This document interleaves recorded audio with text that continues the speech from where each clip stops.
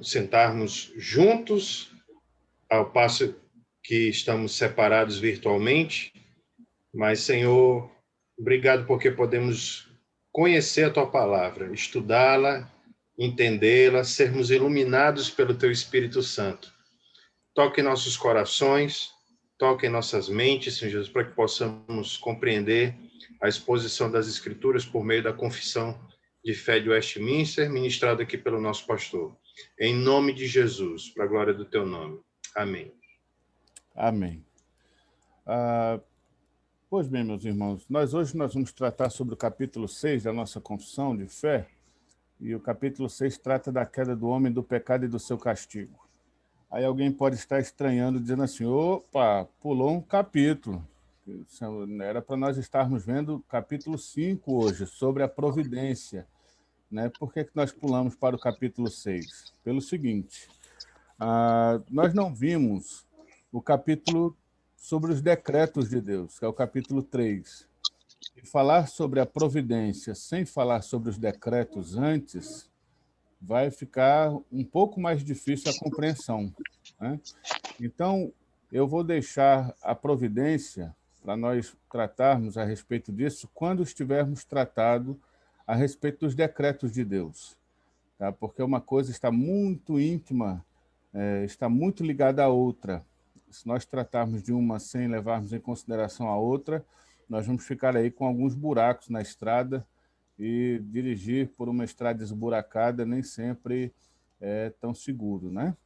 Então, por isso que eu estou pulando um capítulo, e hoje nós vamos estar tratando sobre a queda do homem, do pecado e do seu castigo. Até porque também há uma certa harmonização entre isso e o capítulo anterior, que é o capítulo 4, que falamos sobre a criação, né? Então, há uma ligação aí, uma harmonização, algo mais próximo entre o capítulo 4 e o capítulo 6, do que o 4 e o 5, e do que o 3 e o 4. Mas vamos lá. Nós vamos falar sobre a queda do homem e o pecado de seu castigo. Eu já coloquei aqui como co-anfitriões estão o Jonas, o Jonatas, tudo com J, ó. Mas tem o Bruno também. Cadê o Bruno? Você está aqui, Bruno? Eu acho que está aqui. Pronto.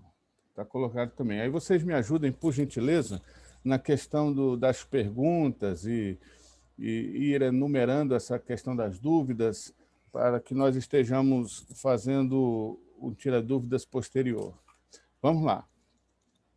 Antes de nós começarmos, eu sempre os lembro, né, a respeito desse material que nós temos disponibilizado no grupo, que é um material muito bom, né, sobre os estudos bíblicos doutrinários sobre a Confissão de Fé de Westminster.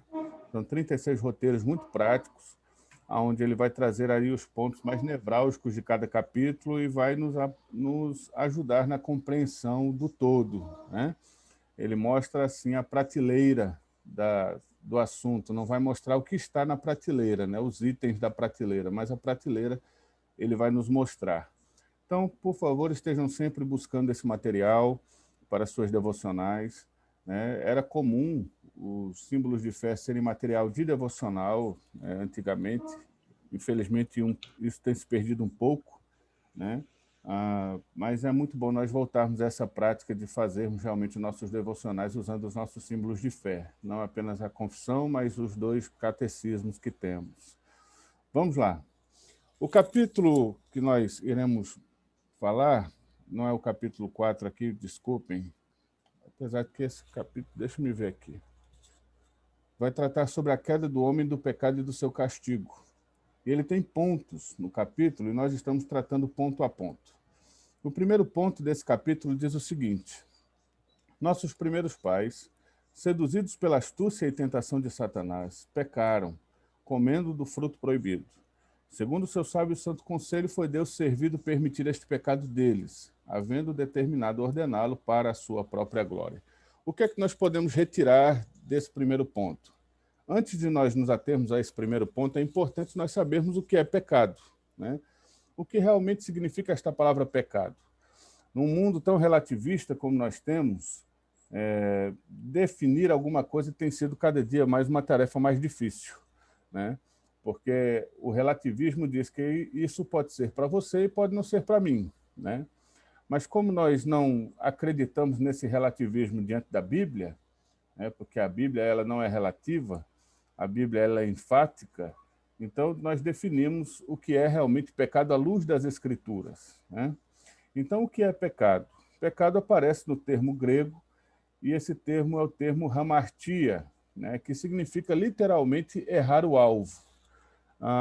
Já me permitam que eu faça aqui uma sugestão. Vocês depois, por favor, procurem em algum livro de teologia sistemática esta matéria, hamartiologia, que vai tratar com mais cuidado, com mais tempo, a respeito dessa extensa matéria. Tá? Então, quando você escutar, ou ver em algum lugar, ou ler em algum lugar, esta palavra hamartiologia, já saiba que é realmente o estudo do pecado. Isso significa literalmente errar o alvo. O texto de Filipenses, no capítulo 3, verso 12 a 14, mostra bem isso. Não que eu já o tenha recebido, isso é Paulo dizendo, ou tenha já obtido a perfeição, mas prossigo para conquistar aquilo para o que também fui conquistado por Cristo Jesus. Irmãos, quanto a mim, não julgo havê-lo alcançado, mas uma coisa faço, esquecendo-me das coisas que para trás ficam e avançando para as que diante de mim estão, prossigo para o alvo, para o prêmio da soberana vocação de Deus em Cristo Jesus. Que alvo é este? Este alvo é realmente o objetivo para o qual nós fomos criados, né? Só que pelo pecado, nós estamos continuamente o errando, né? Não adianta, não importa o que façamos, não importa o quanto nos esforcemos, não importa, nós continuamos errando esse alvo diariamente. Nós vamos ver neste capítulo da Confissão de Fé o porquê que isso acontece. Então vamos lá. Permitam que eu lhes passe um vídeo, agora, antes de nós irmos para o próximo slide.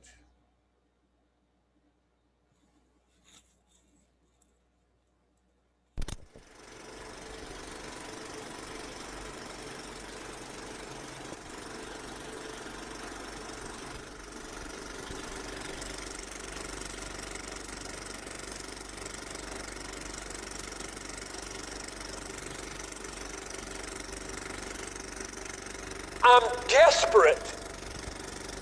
I'm a sinner. Save me.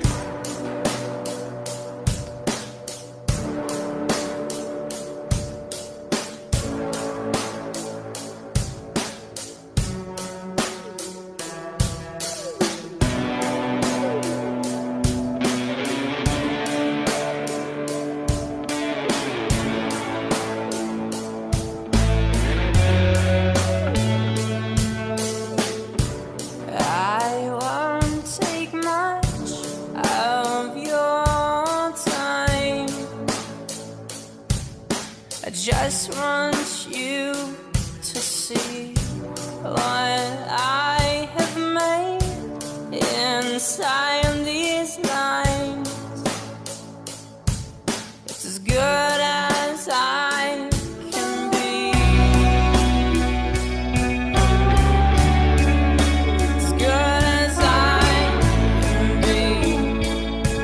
This is all that I can be.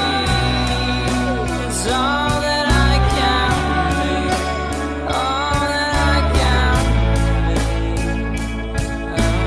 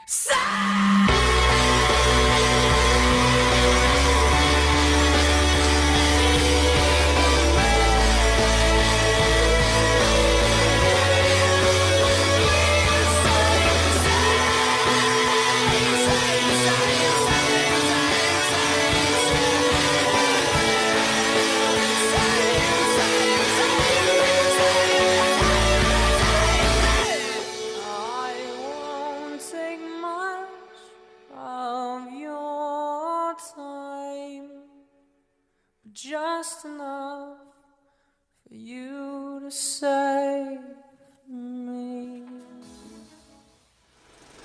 We're just sheep. We're desperate for a Savior. Why wouldn't we go after the Savior of the world?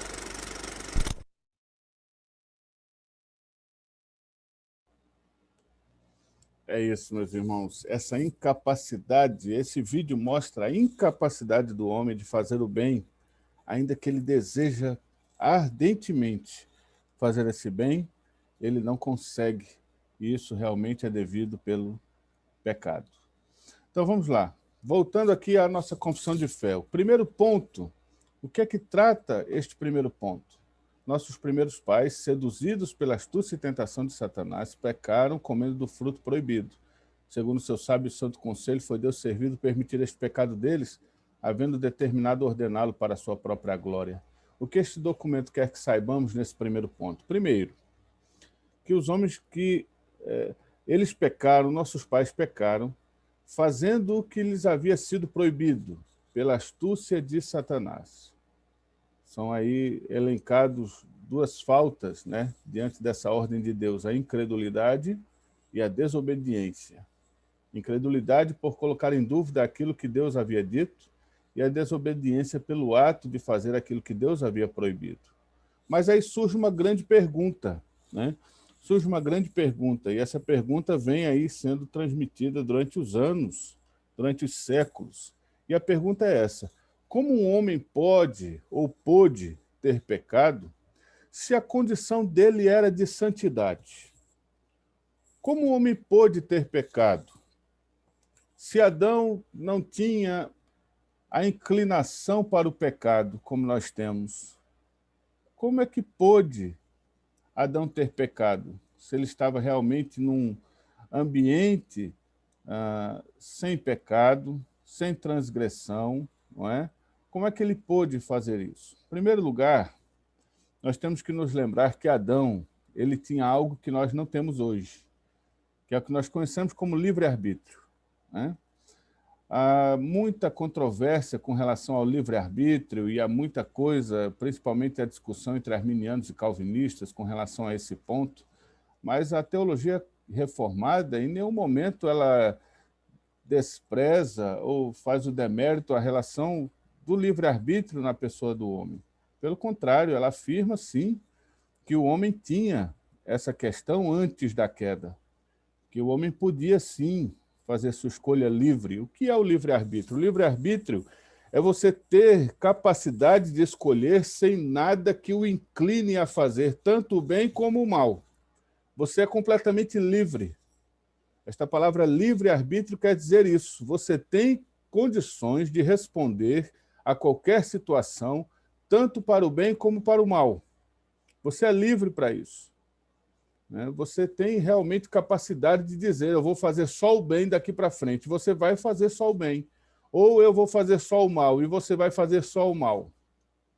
Ao contrário do que algumas pessoas pensam, que Adão não tinha condições de fazer o que era mal, Adão, sim, tinha condições. Tanto tinha como fez, né? Agora, a partir do momento da queda, esta condição de livre-arbítrio não existe mais, porque agora o homem é inclinado completamente pelo seu pecado a fazer aquilo que é somente mal. Não há condição de se fazer o bem mais no homem. Ele não tem mais esse livre-arbítrio, ele não tem mais essa livre escolha. Uma vez, numa discussão com uma pessoa que era adepta a essa teologia, eu disse: bom, se você acredita no livre-arbítrio, então escolha a partir de agora não pecar mais. Se você tem realmente livre-arbítrio, se você acredita realmente que o livre-arbítrio existe, então daqui para frente você escolha não pecar, não peque mais daqui para frente. Não, mas aí eu não consigo. Então, como você não consegue? Então você não é livre. E realmente nós não somos livres, porque o livre-arbítrio foi completamente destruído depois dessa queda que Adão teve ali no Jardim do Éden. Então, em primeiro lugar, não é que Adão fosse completamente incapaz de fazer o bem e o mal. Pelo contrário, ele tinha essa capacidade. Ele tinha a capacidade de obedecer. A teologia reformada chama isso de pacto das obras. É o pacto que Deus faz com Adão, dizendo: Adão, você vai viver aqui, tudo que você quiser você come, tudo que você, aonde você for, fique, não tem problema. Só uma coisa, está vendo aquela árvore lá? Tô. Pois bem, daquele fruto lá você não come, tá? Do resto, não tem problema nenhum. Você vai viver, você vai aproveitar, você vai dominar, você vai governar, né? Sua descendência vai crescer aqui, vai ser... Olha, mas daquela árvore ali, você não coma do fruto dela. Isto é chamado pacto das obras. Tá? Deus faz este pacto com Adão. E o que é que Adão faz? Ele quebra. Ele desobedece. Ele não acredita naquilo que Deus o disse. Não é? E, em segundo lugar, pela astúcia de Satanás. Porque ali naquele lugar, providencialmente, o diabo também estava. E por que eu digo providencialmente? Eu digo providencialmente, nós ainda não lemos, não estudamos esse capítulo, mas porque Deus estava no controle da situação. Nada disso saiu de dentro do decreto e da providência divina. Então, digo providencialmente que o diabo estava ali, né, porque Deus sabia o que ia acontecer. De forma alguma, Deus foi pego de surpresa com toda essa situação. De forma alguma, Deus chega no jardim e o negócio está diferente aqui hoje, o que será que aconteceu? Não, Deus não, de forma alguma, Deus é pego de surpresa. Há uma providência, há um decreto de Deus sobre essas ações e que visarão glorificar o seu santo nome. Então, Deus está realmente no controle de todas as situações. Porém, nós podemos também atribuir a astúcia de Satanás, que também contribuiu para a queda do homem no Jardim do Éden. Então, nós temos a questão da escolha de Adão, que Adão tinha condições de fazer escolhas para bem e para mal, e nós temos também a questão da astúcia de Satanás, segundo o texto da confissão, que, segundo esta astúcia, ele seduziu o homem, né? Nós sabemos pelo texto sagrado que esta sedução é para Eva, né? É Eva que é enganada pela serpente, né? Então, esta sedução de Satanás faz com que realmente o homem venha a desobedecer a Deus. Então, a confissão de fé quer que nós saibamos que eles pecaram, eles fizeram aquilo que lhes era proibido, pela astúcia de Satanás e pela sua própria livre escolha. Tá? Então, vamos lá. O que é que esse documento ainda continua querendo que nós saibamos? Deixa eu olhar o horário aqui para não perder, 11h24. Que esse pecado foi permitido por Deus, e por fim Deus fez com que ele fosse para a sua própria glória. Então, como eu disse aqui anteriormente, né, nós precisamos ter uma ideia a respeito de decreto e providência para entendermos essa questão, mas saibamos de uma coisa: nada disso está fora do propósito eterno de Deus. Nada.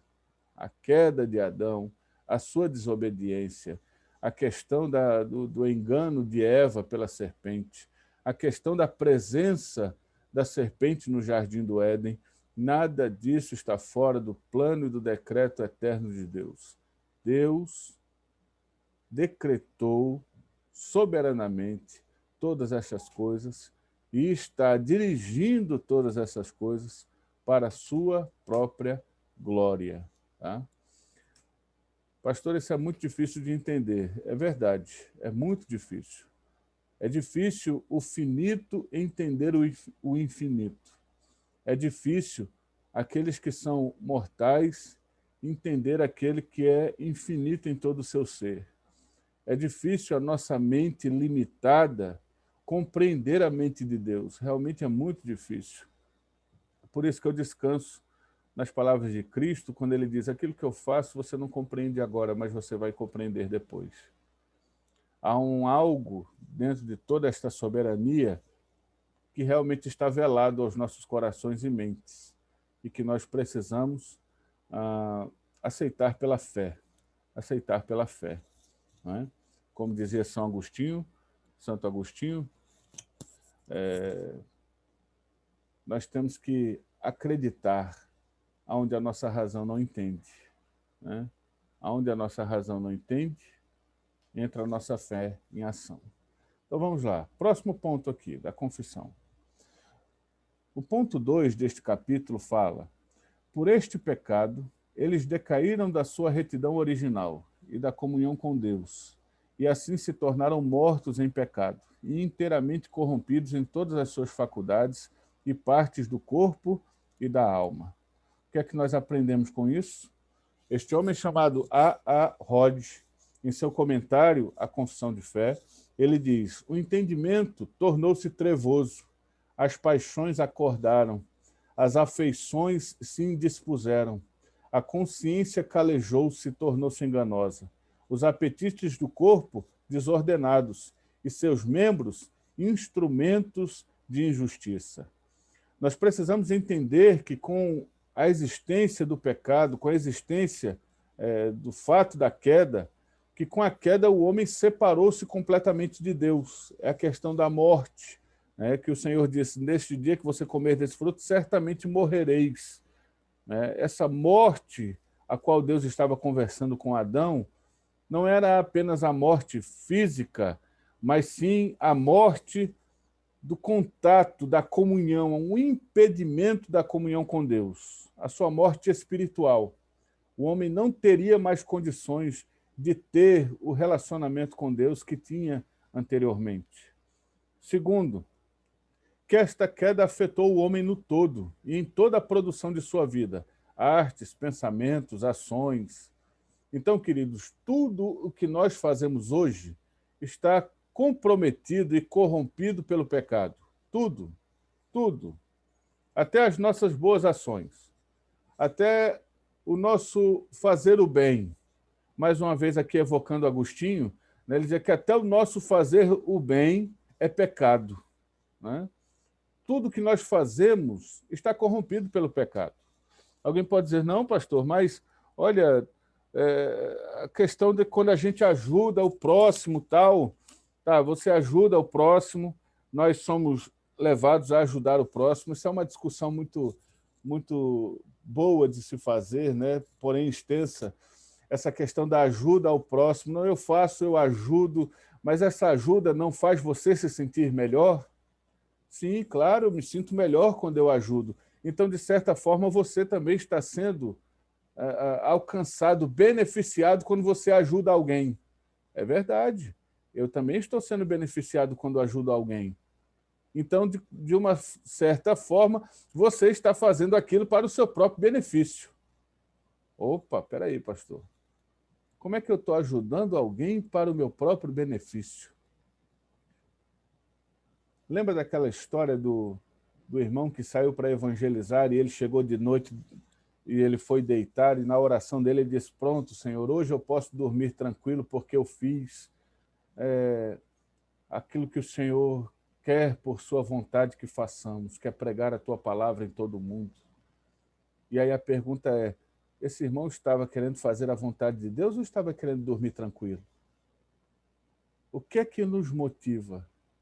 E aí eu lhes digo, meus irmãos, por mais benéficos que sejamos, por mais alcançados de bondade, tudo isso está permeado pelo pecado e corrompido pelo pecado e atingido pelo pecado, e tem sim o pecado presente em tudo isso que fazemos. Sua relação conjugal, sua relação marido e mulher, sua relação com seus filhos, tudo isso está afetado. Todas as nossas relações, a relação de vocês aqui e de eu com vocês, toda essa relação, me perdoem por este realismo tão forte, tão drástico, Pode ser que alguém esteja ouvindo isso falando: meu Deus do céu, eu não sabia que eu era tão ruim assim. Pois é. Pois é. Tem até uma frase do Spurgeon, Spurgeon dizendo que, olha, se o pessoal está falando mal de você, não fique com raiva, porque você é muito pior do que isso que eles estão falando de você. Você é muito pior do que apenas este fato de que estão falando mal de você. O pecado realmente nos atingiu, meus irmãos, de forma tão grandiosa que tudo o que fazemos, todas as coisas que fazemos, são realmente tocadas e tem, sim, uma influência grandiosa do pecado em tudo isso. E não apenas naquilo que fazemos, não é apenas naquilo que fazemos, mas em tudo o que enxergamos, em tudo o que vemos. Há um sentimento utilitarista em tudo isso, onde as coisas servem porque são úteis. E se elas deixam de ser úteis, e eu não estou falando apenas no utilitarismo do usar, mas no utilitarismo do contemplar, do entender, da questão do crescimento intelectual, do sentimento, tudo isso é uma relação utilitarista que existe e que tudo isso é fruto do pecado. Por isso, nenhum de nós tem condições de bater no peito e dizer eu sou bom, eu sou melhor, eu faço isso e faço aquilo, eu sou um bom pai, ou eu sou uma... Porque, irmãos, no final das contas, tudo isso está completamente atingido, completamente inclinado pelo pecado. Eu sou um bom pai, eu quero abençoar minhas filhas, mas, na verdade, além do fato de eu querer abençoar minhas filhas e amá-las e fazer tudo por elas, eu também quero que elas não me deem trabalho. Eu também quero que elas não me façam perder noites de sono. Então, o fato de eu estar abençoando-as, eu também estou buscando a bênção para mim. E aí alguém pergunta, pastor, e como seria então uma relação sem pecado? Olha, irmãos, deve ser algo tão maravilhoso, ter algo realmente sem a presença do pecado, que aquilo que Isaías disse, aquilo que não subiu ao coração do homem, ouvido não ouviu, nem olhos viram, é o que Deus tem preparado para aqueles que nele esperam. Eu espero sim ter toda uma sociedade no novo céu e na nova terra completamente isento de pecado. E vai ser realmente algo maravilhoso que eu não consigo compreender como será. Não consigo compreender como será. Mas que será algo que é como Paulo diz, né? Coisas indizíveis. Não tenho como definir. E assim será naquele grande dia, para a glória de Deus. Então, o que nós precisamos saber, que a confissão de fé nos fala, é que tudo aquilo que nós façamos, toda a nossa produção, tudo aquilo que nós realizamos, está realmente afetado pelo pecado. Próximo ponto. Ponto 3. Sendo eles o tronco de toda a humanidade, o delito dos seus pecados foi imputado a seus filhos, e a mesma morte em pecado, bem como a sua natureza corrompida, foram transmitidas a toda a sua posteridade, que deles procede por geração ordinária. O que é que este ponto está querendo nos ensinar, irmãos? Primeiro, que nos encontramos culpados no pecado de Adão, devido ao fato dele ser o representante federal da humanidade. Aqui eu coloquei uma pergunta do Catecismo Menor, né? Também lhes aconselho a conhecerem os dois catecismos que temos, o Catecismo Maior e o Catecismo Menor. Olha, irmãos, as antigas classes, né, chamadas de catecúmenos, usavam esses catecismos, né, para catequizar realmente os filhos dos crentes. Nós deixamos de fazer isso, mas podemos fazer isso em nossos lares, com nossos filhos, compartilhar com eles a respeito do catecismo. E a pergunta 16 diz, caiu todo o gênero humano pela primeira transgressão de Adão? E aí a resposta é, visto que o pacto foi feito com Adão, não só para ele, mas também para a sua posteridade, todo o gênero humano que dele procede por geração ordinária pecou nele e caiu com ele na sua primeira transgressão. Temos os textos, né, esse texto de Gênesis, capítulo 1, verso 28, é um texto que também fala muito a respeito disso, diz assim, e Deus os abençoou e lhes disse, sede fecundos, multiplicai-vos, enchei a terra e sujeitai-a, dominai sobre os peixes do mar, sobre as aves do céu e sobre todo animal que rasteja pela terra.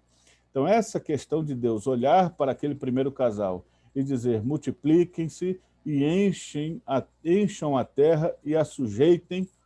Este fato de Deus incluir neste pacto com Adão toda a sua posteridade faz com que o erro de Adão, né, nessa representação de toda a humanidade, nesta representação federal, no seu erro, faz com que esse erro também perpasse a todos os seus descendentes.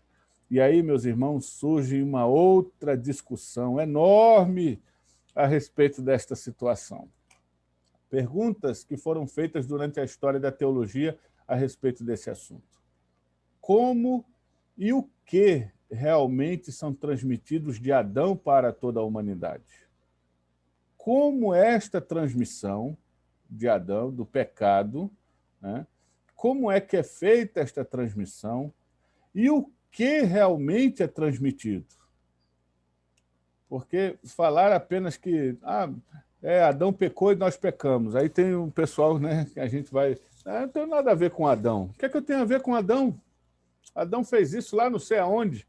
Eu não sei se fosse eu, talvez não teria feito o que Adão fez.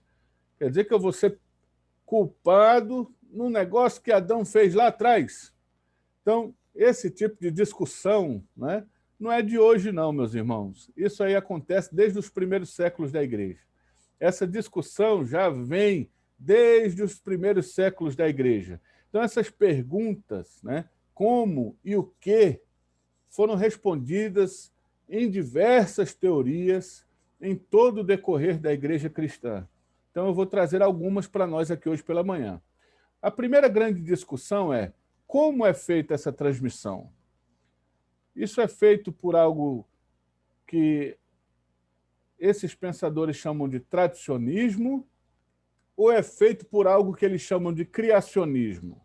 O que é que significa tudo isso? Tradicionismo é a teoria que diz que o pecado é traduzido, ele é passado de pai para filho na sua substância. Então, na verdade, todos nós temos da alma de Adão ainda dentro de nós. E porque todos nós temos da alma de Adão dentro de nós, o pecado de Adão está em nós. Porque nós temos essa tradução, essa transferência da alma, da substância. Nós participamos da mesma. E tem essa segunda corrente do criacionismo, que fala que cada alma é criada no seu tempo. Não existe uma transferência de alma, um decorrer de alma de Adão, mas todas as nossas almas foram criadas separadamente. Existem complicações em uma teoria e em outra teoria também. Existem complicações em todas elas. Tá? E existe ainda uma terceira que fala sobre o sêmen divino, quando, por exemplo, a pessoa de Jesus entra na discussão. Porque se realmente Adão é o representante federal de toda a humanidade e Jesus também é homem, por que Jesus não nasceu pecador? Alguém fala, não, mas Jesus foi nascido por obra do Espírito Santo. É verdade, mas nasceu homem. Tanto é que ele era chamado de filho do homem, né? Porque ele não é alcançado por este pecado. E aí, dois homens, um chamado Hugo de São Vítor e um outro chamado Pedro Lombardo, eles trazem essa questão do sêmen divino, do sperma divinitatis, né? É a questão do porque o pecado é transmitido através do esperma do homem. E porque Maria não teve relação sexual com José, mas Jesus é gerado no ventre de Maria por ação do Espírito Santo, não houve um esperma de José na concepção de Jesus. Este esperma divino foi fornecido pelo Espírito Santo. É uma discussão enorme. É uma discussão enorme. E é por isso que Jesus nasce sem pecado. Porque Jesus não é fruto desse transmissor de pecado chamado espermatozoide, né? Chamado espermatozoide. Então, irmãos, por isso que eu lhes disse no início, por favor, peguem um livro de teologia sistemática e vão até a seção de Hamartiologia e estudem mais sobre o assunto. Vocês vão ficar fascinados com tudo isso, vocês vão passar dias lendo a respeito do assunto e o assunto não se esgotará, viu? E eu também não tenho a pretensão nenhuma de esgotar o assunto aqui hoje de manhã. Não tenho pretensão nenhuma. Eu vou aqui lhes dar as vertentes e dizer, procurem, tá? Para que vocês também estejam crescendo no conhecimento em nome de Jesus. Há outras teorias. O que realmente é transmitido de Adão? É transmitida a corrupção ou é transmitido a culpa? Ou é transmitido as duas coisas, a corrupção e a culpa? Nós recebemos de Adão, seja pelo que for, ou pelo tradicionismo, ou pelo criacionismo, nós recebemos de Adão o quê? A corrupção, que é aquilo que faz com que as crianças sejam aquela coisinha do anjo, né? Ah, é um anjinho. Ah, morreu uma criancinha, foi enterrada no caixão branco porque não tinha pecado, né? Aquela coisa toda. Aí nós temos os nossos irmãos que batizam apenas aqueles que têm consciência de pecado, não tem isso? Ah, não, olha, a igreja tal só batiza quem tem consciência de pecado. Como é que a gente vai batizar uma criancinha que não sabe nem o que é pecado? A gente pergunta para ela o que é pecado, ela não sabe. Então é a questão da consciência do pecado, né? Então esse pessoal diz que recebe, eles estão dizendo, às vezes sem nem saber, que eles recebem de Adão apenas a corrupção e não a culpa. Né? E aí tem o pessoal que diz, não, a gente recebe só a culpa e não a corrupção. Ou seja, nós somos culpados, mas eu tenho condições de fazer o bem. Eu tenho condições de não errar. Eu tenho condições. E aí a gente encontra aqui dentro dessa corrente um homem chamado Pelágio, né? E a tão famosa teologia do pelagianismo, né? Que é aquela que defende, não, o homem pode sim viver sem pecar. Né? Vocês sabiam que John Wesley, em um momento de sua vida, ele passou a acreditar que ele realmente poderia viver sem pecado?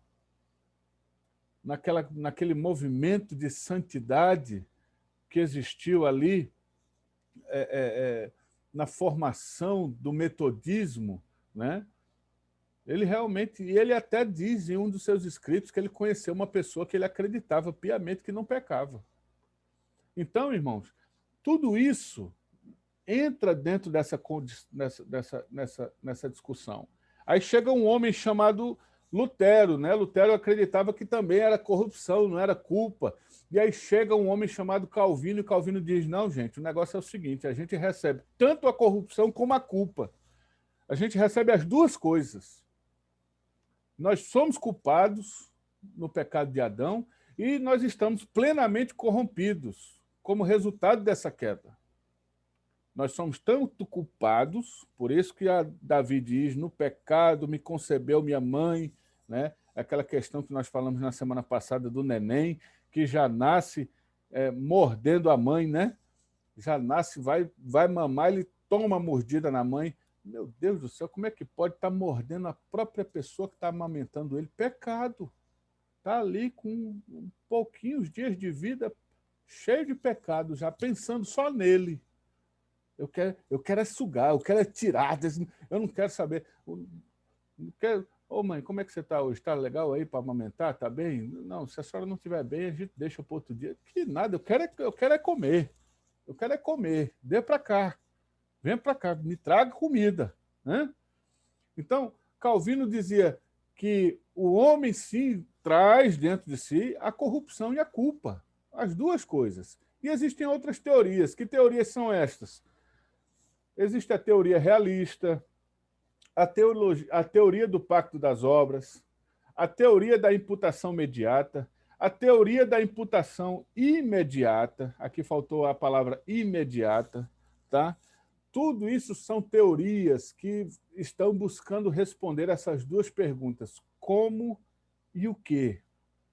É importantíssimo, queridos, que nós saibamos ao menos um pouco a respeito de tudo isso, para que possamos, como a orientação bíblica, saibamos dar a resposta a respeito de nossa fé àqueles que nos inquirirem a respeito dela. Nós precisamos saber um pouco sobre essas coisas. Tá? Não os digo que precisamos saber aprofundadamente a respeito de tudo isso, mas precisamos ter uma concepção geral a respeito dessas coisas para que nós possamos responder àqueles que nos arguirem. Tá bom? Então, tudo isso daqui está dentro dessa mesma matéria.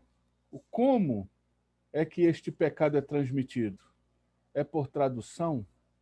É por criação? O que é que vem neste transmitir? É a corrupção e a culpa? O que é que essas outras teorias estão trazendo? Né? A teoria realista, que fala a respeito de Adão ser realmente o representante federal de tudo, de toda a humanidade, e nele, né, já estavam presentes todos os homens. A teoria, que é a teoria realista, é a teoria que Agostinho abraça, por exemplo, né? A teoria do pacto das obras, que é uma teoria que se aproxima mais a respeito da teoria reformada, da teologia reformada. Essas outras teorias de imputação imediata, quando é que o pecado é imputado? Se ele é imputado a partir do momento do primeiro pecado, se não, ele é imputado já na concepção, na questão do sêmen, né, do esperma do homem ser o transmissor do pecado. Então, o pecado é transmitido através do esperma, né? E como não existe ninguém que exista sem a questão do esperma e do óvulo, né? Então, é através disso que é transmitido o pecado. Enfim, quero deixar aqui esse monte de macaquinho em cima dos ombros de vocês, e que isso realmente sirva não para lhes trazer confusão, mas para que lhes motive a ir buscar esses assuntos, se aprofundarem um pouco mais nesses assuntos, tá bom? Duas teologias que eu quero na verdade, são mais de duas. Quando a gente começa a pensar em algumas para sugerir, aí na nossa cabeça vem um monte, né? Porque a gente gosta de tantas, mas por linguagem, tá? Por linguagem, facilidade de entendimento. A teologia de Wayne Grudem, ela pode ser uma boa teologia porque ela tem facilidade no seu entendimento. Tá? Então, vocês podem estar buscando a teologia sistemática de Wayne Grudem. Eu vou colocar lá no grupo depois, deixa eu escrever aqui para lembrar. Vou escrever. Pantoja, pode deixar que eu vou escrever. A teologia de Wayne Grudem. Eu gosto muito da teologia de Berkhof, que é seminaristas aí de antigamente. Essa turma de hoje já nem tanto, porque hoje já tem um monte de outras teologias, mas na época que fiz seminário, o Berkhof para nós era praticamente o nosso segundo livro, né? Nós tínhamos a Bíblia como primeiro livro e Berkhof como segundo livro, né? Então, a teologia sistemática de Louis Berkhof também é muito boa, e nós temos hoje outras tantas teologias que podem ser também buscadas. A teologia puritana, a teologia de John Frame, que agora também saiu, muito boa, e outras tantas também que vocês podem estar buscando. Tá? Mas a minha sugestão é essa, que realmente os irmãos se aprofundem um pouco mais nesse assunto. Próximo. Incluí aqui dois pontos do capítulo. A de Michael Horton, né? Está falando aqui o Gabriel. Pois bem, somente uma observação na questão dessas teologias procurem teologias que trabalhem o cunho reformado da coisa. Tá? Existem outras teologias que trazem visões um pouco diferentes da nossa. Nós precisamos conhecer? Sim, precisamos conhecer, mas no segundo passo. Agora é importante termos aí um pessoal que pense teologia reformada como nós pensamos. Tá? Existem algumas outras teologias aí que são dispensacionalistas, que não são aliancistas e etc. Tudo isso aí, mas eu vou estar colocando lá para vocês algumas, tá bom? Capítulo 4, os próximos pontos são: desta corrupção original, pela qual ficamos totalmente indispostos, adversos a todo bem, inteiramente inclinados a todo mal, é que procedem todas as transgressões atuais. E o ponto 5. Esta corrupção da natureza persiste durante esta vida naqueles que são regenerados, e embora seja ela perdoada e mortificada por Cristo, todavia tanto ela como seus impulsos são real e propriamente pecado. O que é que o documento quer que nós saibamos? Aqui o texto de Paulo, que apesar de perdoado, o regenerado continua a conviver com o resultado da queda por todos os dias de sua vida. Pastor, eu fui alcançado por Cristo, a graça de Deus me alcançou, então daqui para frente, o que é que acontece comigo? Bom, o que acontece conosco quando o Senhor nos alcança é que, não de forma plena, mas agora nós podemos, dirigidos pelo Espírito Santo, fazer aquilo que agrada a Deus. Mas, ao mesmo tempo, continuamos com o pecado e seus resultados muito presentes em nossa vida. Não sei se deu para entender, mas a partir do momento que Cristo nos alcança, aquele texto de Efésios, capítulo 2, é maravilhoso. Eu amo aquele texto de Efésios, quando Paulo está escrevendo a eles e diz assim: ele vos deu vida, estando vós mortos nos vossos delitos e pecados. Essa condição de vida dada ao morto faz com que agora aquele que antes estava morto e agora está vivo, pela obra de Cristo e pelo Espírito Santo, possa fazer aquilo que agrada ao coração de Deus. Mas isso não impede e não faz com que a antiga situação continue presente. E é o que Paulo diz aqui no texto. Veja o que Paulo diz. Porque eu sei que em mim, isto é, na minha carne, não habita bem algum. E com efeito, o querer está em mim, mas eu não consigo realizar o bem. Porque não faço o bem que eu quero, mas o mal que não quero, esse eu faço. Ora, olha essa luta de Paulo, irmão. Eu acho que essa luta é a sua também, tá? Olha Paulo dizendo: ora, se eu faço o que eu não quero, já não faço eu, mas o pecado que habita em mim. Acho então esta lei em mim, que quando quero fazer o bem, o mal está comigo. Porque segundo o homem interior, tenho prazer na lei de Deus, mas vejo nos meus membros outra lei que batalha contra a lei do meu entendimento e me prende debaixo da lei do pecado que está nos meus membros. Miserável homem que eu sou, quem me livrará do corpo desta morte? Que luta é esta que Paulo está falando aqui? É a luta que todos nós passamos e enfrentamos. É a luta de sermos alcançados por Deus, pelo seu Espírito, sermos agora participantes da graça, porém, mesmo sendo participantes da graça e alcançados por Deus, e querermos fazer aquilo que Deus se agrada, continuamos fazendo aquilo que Ele não se agrada. Continuamos fazendo aquilo que Ele não se agrada. Então, é essa luta constante, né? Quem é que vai vencer esta luta? Quem é que vence esta guerra?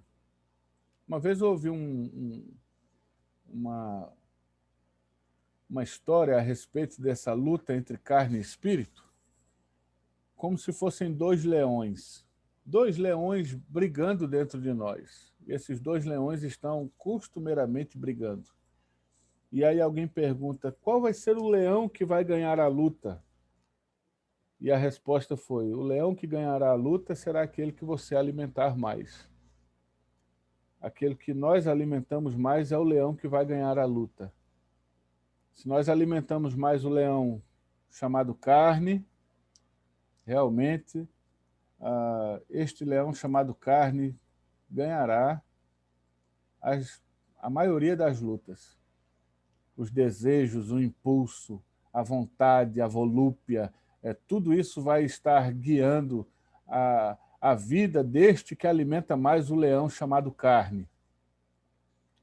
Ele vai ser guiado pelos seus desejos, ele vai ser guiado pelos seus sentimentos, né? Agora, se nós alimentamos mais o leão chamado espírito, nós estamos dando condições a ele de ganhar a maioria das lutas. Ele vai ganhar todas? Não, não vai ganhar todas, mas a maioria ele ganhará. No agradar a Deus, no não ser guiado pelos sentimentos e paixões, mas ser guiado pela palavra, a fazer coisas que não nos dão prazer, né? Sabe aquele negócio de, irmão, procure uma igreja que você se sente bem. Ô, meu irmão, eu vou procurar uma igreja que eu me sinto bem? Quer dizer que o meu sentimento vai ser o arbítrio dessa situação? Não, eu tenho que procurar uma igreja que fale a verdade. Eu não tenho que procurar uma igreja que eu me sinta bem. Porque a igreja que vai fazer eu me sentir bem é aquela igreja que vai ficar adoçando minha boca todo domingo. E que vai ficar dizendo que eu sou lindo, maravilhoso. Sabe? Olha, irmãos, é muito particular, tá? Isso que eu vou dizer. Mas aquela questão do quero que valorize o que você tem. Você é um ser, você é alguém tão importante para Deus. Eu fico olhando, meu Deus do céu. Eu não só estudei, não, Senhor. Eu não quero acreditar nisso. Sabe? Porque eu não tenho que buscar o meu desejo, eu não tenho que buscar a minha satisfação. Não é isso que tem que guiar. Quem tem que guiar a minha vida é a palavra. Eu não posso ser guiado pelos meus sentimentos. Eu vou ficar aqui porque eu me sinto bem, eu vou ficar aqui porque eu vou ficar aqui porque aqui fala a verdade, ainda que eu leve uma surra todo domingo. Ainda que o pastor olhe na minha cara e me chame de raça de víboras todo domingo, né? Ainda que ele me chame de raposa, realmente eu preciso ser exortado, confrontado, né? Ter o dedo no nariz. É isso que eu preciso. Eu não preciso ir a lugares que me façam me sentir bem. Eu não devo ter amizade somente com aqueles que me fazem bem. Sabe, irmãos? Eu quero abrir essa discussão aqui para vocês, mas não é para responder agora, não. Isso é para vocês levarem durante a semana. Toda essa situação de procurar o bem, né? Dessa questão, dessa questão do procurar o prazer, né? Em tudo, deve ser realmente repensado. Paulo está dizendo aqui que realmente ele se sentia nesta situação da briga diária entre corpo, entre carne, melhor dizendo, carne falando aqui sobre o pecado e o espírito. E por fim, irmãos, ponto 6. Todo o pecado, tanto o original como o atual, sendo transgressão da justa lei de Deus e a ela contrária, torna, pela sua própria natureza, culpado o pecador. E por essa culpa está ele sujeito à ira de Deus e à maldição da lei, e, portanto, exposto à morte, com todas as misérias espirituais, temporais e eternas. Esse é o resultado realmente do pecado. Louvado seja Deus, que nos dá a vitória por nosso Senhor e Salvador, Jesus Cristo. Hoje nós, alcançados por Deus, cremos que nesse alcançar de Deus, continuamos sim tendo este pecado presente em nós, mas não temos mais culpa sobre nós a respeito dele, porque aquilo que estava sobre nós foi imputado em Cristo Jesus, nosso Senhor, e nós somos justificados pela fé. Essa justificação, que nós vamos ver mais para frente, em um capítulo específico, é quando Cristo toma sobre ele toda a culpa que existia, ele leva sobre ele, ele recebe a ira de Deus sobre ele. Por isso há uma discussão grande a respeito do perdão de pecados. Será que Deus realmente perdoou os pecados ou ele imputou esses pecados sobre alguém? E realmente não houve perdão. O que houve foi uma transferência de culpa. e que alguém, sim, recebeu toda a ira de Deus com toda a sua plenitude, para que nós estivéssemos completamente livres dela hoje. Então, irmãos, ficamos aqui, já são aí mais de meio-dia. Na próxima semana nós estaremos dando continuidade ao estudo da Confissão de Fé. Eu vou estar abrindo um pouquinho aqui. Vamos lá. Pronto, pessoal. Vou estar finalizando aqui a gravação para estar disponibilizando depois no YouTube.